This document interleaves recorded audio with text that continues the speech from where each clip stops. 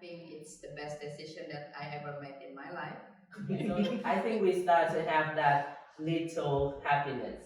Yes. Like only when looking at the children's mind.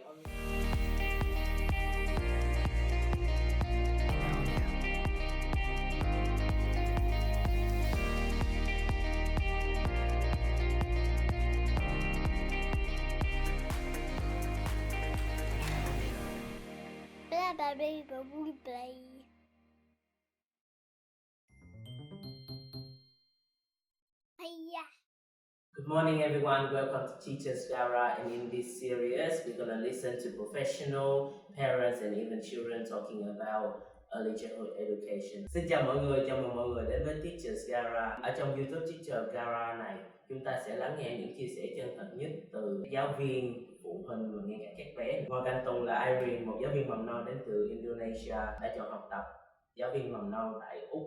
Cô từng là một kế toán ở Indonesia.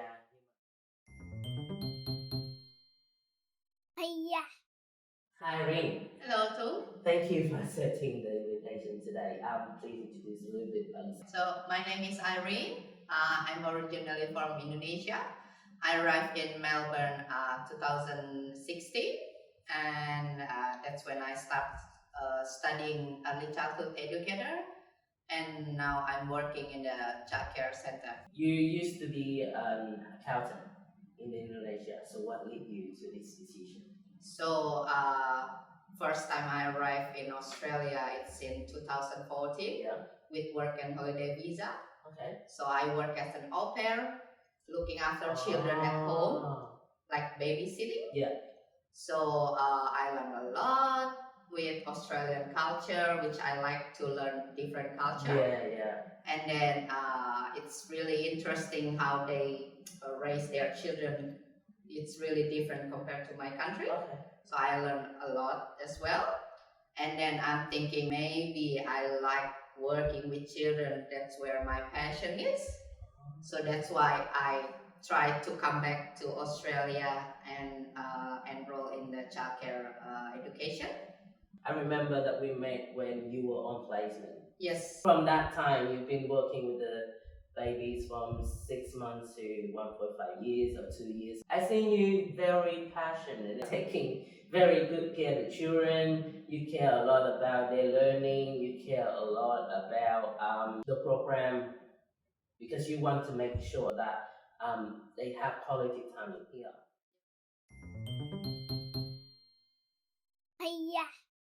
How do you feel after changing the career?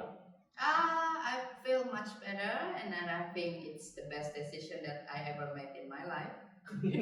Because work as an accountant, you have to sit behind the computer from 8 to 5, and then it's kind of routine from Monday till Friday, and then you only have spare time during weekend. And then with this work with children, I don't feel like working. It's more like just playing with them while teaching them something. Yeah. Because our center is play-based learning, so children learn best through play. Yeah. So it doesn't have to force them. You have to do alphabet, or you have to do numbers. You put the learning in a nice way, in the playing way, so children doesn't get forced. They have to learn, so they just learn naturally. So basically in Indonesia, it's really like by the book, and you have to memorize, lots of memorizing, and children doesn't really got time to play by themselves. They don't take control of their own learning. More of like maybe parents or teachers. Yeah, there's no child lead. Yes. There's no child lead. Yes, so there's no child lead, so children has to do what the teacher say or the parents say. So it's good to learn different ways in Australia. Yeah. So I get different side compared to when I was younger.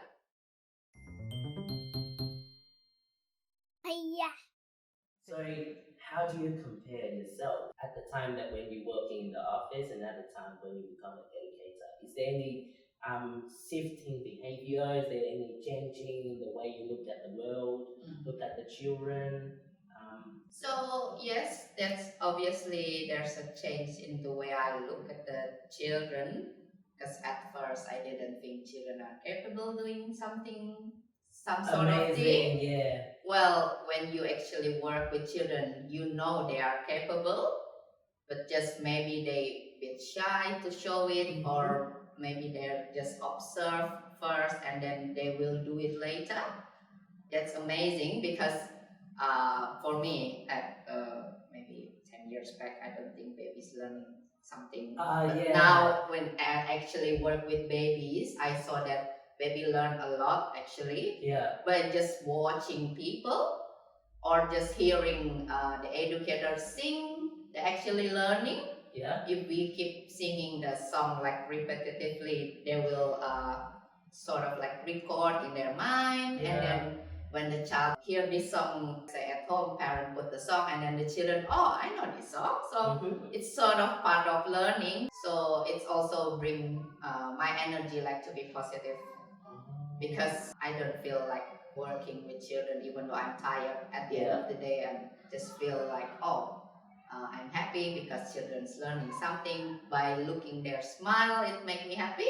Yeah. So yeah, so I think we start to have that little happiness. Yes. Like only when looking at the children's smile, only when they give us a little cuddle. Yes. Yeah, just by simple thing. Yeah. That maybe if people see it not mean much, but for me and for us like childhood teacher, it means a lot. Yeah. Yes.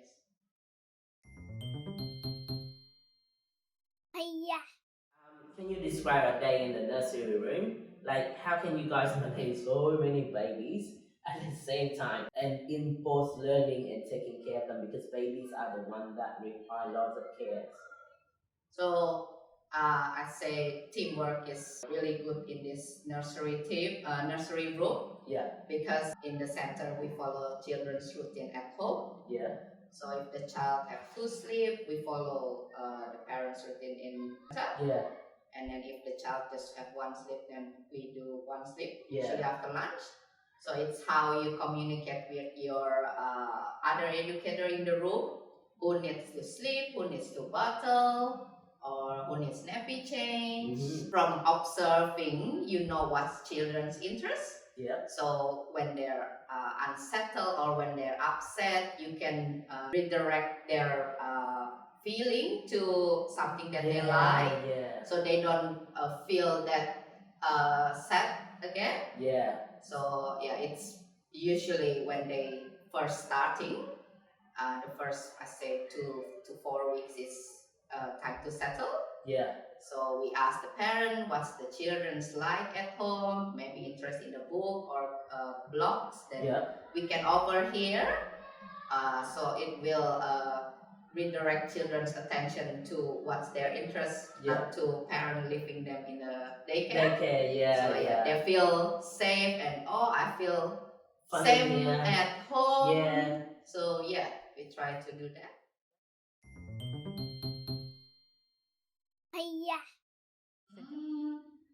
Not maybe at the first, because you don't know the child and the child doesn't know you, and then you don't know how will they react when you want to engage with them. So you just stay back and then just observe them playing. Yeah. So once they interact with you or they want to play with you, then that's when they trust you. Yeah. That's when you can start engaging with them. Baby doesn't talk, so that's true. So they cry. That's the way they communicate. Yeah. So if they want something, they use non-verbal language. Yeah. It's how we recognize, or maybe if they're tired or rubbing their eyes, maybe they're going to sleep. Yeah.